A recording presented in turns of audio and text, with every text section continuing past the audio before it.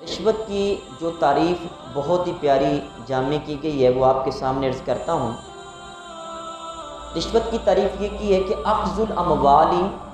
علی فعل ما یجب علی الاخذ فعلہ او فعل ما یجب علیہ ترکہ، کہ کسی ایسے کام کے اوپر دولت لینا جس کا کرنا بندے کے اوپر لازم ہو، کسی ایسے کام کے کرنے کے اوپر دولت لینا، پیسے لینا جس کا کرنا بندے کے اوپر لازم ہو، یا کسی ایسے کام کے کرنے کے اوپر کسی سے پیسے وصول کرنا جس کا کرنا اس بندے پہ لازم نہیں ہے۔ یعنی ایک کام کرنا لازم ہے، اس پہ پیسے لینا، اور ایک کام کرنا اس پہ لازم ہے ہی نہیں، اس پہ پیسے لینا، یہ رشوت ہوتی ہے۔ اب میں اس کی مثال آپ کے سامنے عرض کرتا ہوں۔ دیکھیں، ایک بندہ ایک آفس میں کام کرتا ہے، اس نے حکومت کے ساتھ یہ معاہدہ کیا ہے کہ اس کے آرڈر کے اوپر لکھا ہوا تھا کہ اتنے سے اتنے گھنٹے وہ ڈیوٹی کرے گا اور لوگوں کو یہ سہولت وہ دے گا۔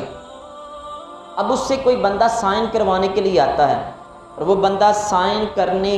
کا وہ اس کے اوپر لازم ہے کہ وہ سائن کر کے دے، یہ ڈیوٹی میں شامل ہے، اسی لیے وہ بیٹھا ہے۔ اگر وہ بندہ اس کام کے کرنے کے اوپر پیسے لے تو یہ رشوت ہے۔ یعنی وہ بیٹھا ہی آفس، مثلا بل ہے، وہ جمع کرنا ہے اس نے بینک میں، اب بندہ بل جمع کرنا اس کے اوپر لازم تھا، اس کے اوپر وہ زائد پیسے لیتا ہے،